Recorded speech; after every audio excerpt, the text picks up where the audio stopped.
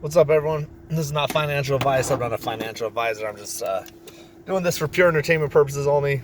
Just wanted to jump in real quick and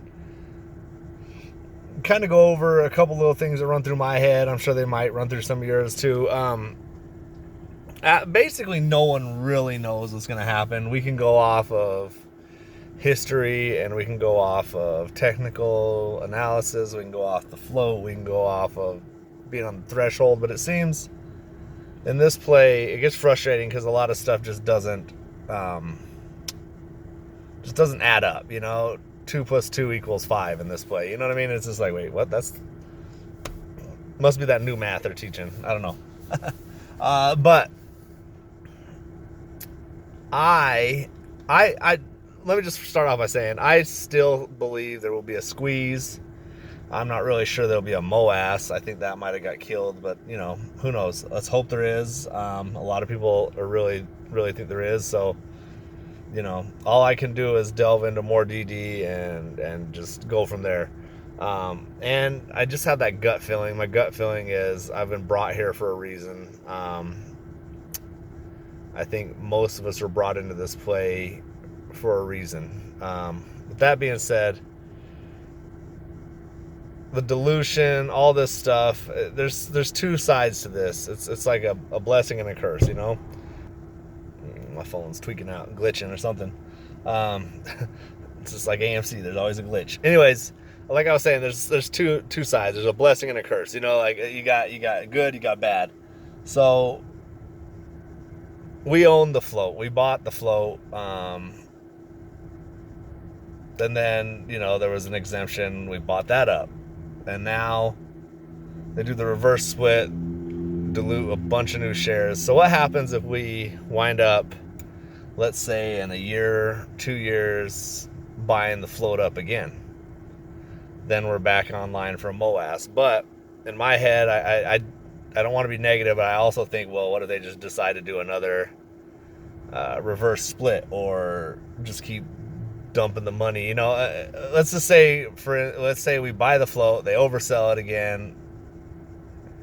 Do we have a MOAS at that point, or do they just do another reverse split on us?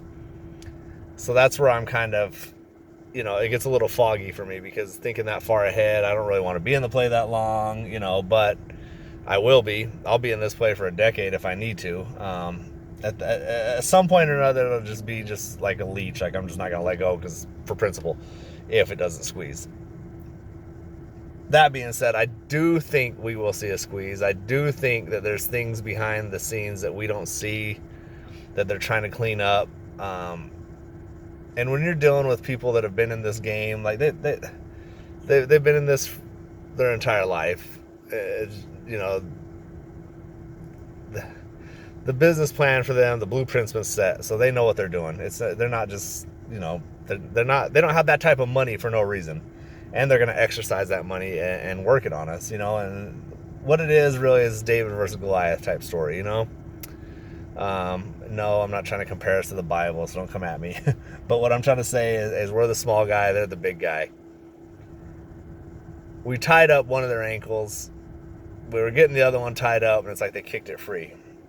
The only thing we can do now is keep trying to tie that ankle up. So that's what I'm doing, and I'm buying, I'm doing my part. I'm not telling you to buy, sell, or hold, but, I'm going to buy and hold. That's just what I'm going to do. I don't want to, I'm not going to quit. I don't want to give up on something that, and plus I already know if I sell, it's going to squeeze. So y'all already know if I sell the next day, it's going to pop.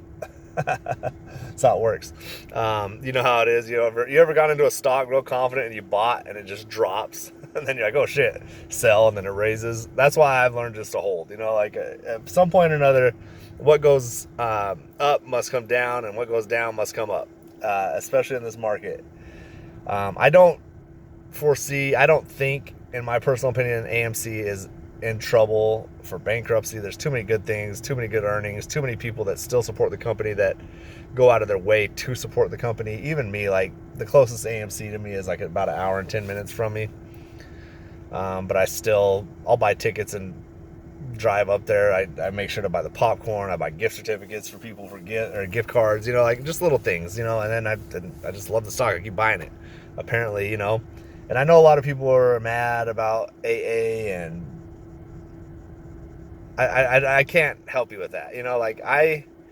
I get it. I feel the anger, but I can't let myself just be eaten up and consumed by that, because at this point it is what it is. He is who he is, and he's going to be who he's going to be. We just got to hope that we're wrong about him, and so many people are wrong about him, and he's going to bust out and just be like, boom, and it's not just him. It's not up to him. There's an entire board, and there's a lot of us. Even if he is corrupt and the board is corrupt, at some point, the shareholders that are keep buying and holding, it's gonna make this thing pop. So, like I said, if something were to happen and they did another reverse stock split, I think at that point, yeah, of course, I'm gonna really consider jumping out. I had to play it by ear at that time, or if they just keep diluting it, and just keeping it pushed down for the next 12 months, then yeah, I really got to reevaluate my position. But for now, I'm just going to trust the process and trust my gut. My gut rarely leads me astray, except that one time in TJ. Yeah, that was bad. Anyways, what I'm trying to say is good or bad, I'm here. So, yes, there's a lot of bad things we can focus on and be pissed off and stressed out, but there's enough stuff in my life and in your life, I'm sure, going on where you don't need to focus on the stress of this play. So, I would say, for me personally, I'm going to continue on with my life, doing what I'm doing. I'm still playing the market in other plays, and I'm throwing in a little bit here and there into AMC just to keep putting, coal on the fire. So, I don't, if you feel down, you feel out, you got to find a way to pull yourself up, man. You're grown. You're a grown-ass person. You're the one who invested in this. You put the money in. You made the decision. No one put a gun to your head and said, invest in this. So if you're stressed out or you over-leveraged yourself, you overdid it, take the personal blame and move on. There's no reason to beat yourself up every day over it. Like, oh my God, I can't believe I did this. It's not going to do nothing for you, except make you negative. Instead of focusing, like there's another thing. Instead of focusing on, like for me, if I have a bill that's coming up and it's big and I'm like, damn, how am I going to take care of that bill with all this shit going on? I got this and this and this. Now I got this emergency bill coming up. I don't focus on the amount of the bill or the stress of the bill. I focus on getting money to pay the bill. I don't think about the amounts. I'm just saying, man, I'm going to hustle, make some money, and then I pay the bill. And it seems to work for me. So that kind of mindset, positive thinking, if you can, and if you can't, then man, I don't know what else to tell you. At this point, we've been in this play long enough. It's going to be, there's going to be letdowns. It's a mental game. They're going to want to try to pump you up like, oh my God, look, it's rising. We're up to $13 and bam, right back down. And then a red day, or it's just going to be like that until it's not. It's going to squeeze. If it squeezes, I'm not going to guarantee a squeeze, but if it squeezes, it'll all have been worth it. If it doesn't, then hey, I'm not mad at myself for taking a risk on something that could have changed my life and my family's life. So with that being said, man, I hope you all find happiness. I hope you all find the riches. I hope we're all rich soon. I hope you, man, nothing but the best. Hope you guys nothing but the best. So peace.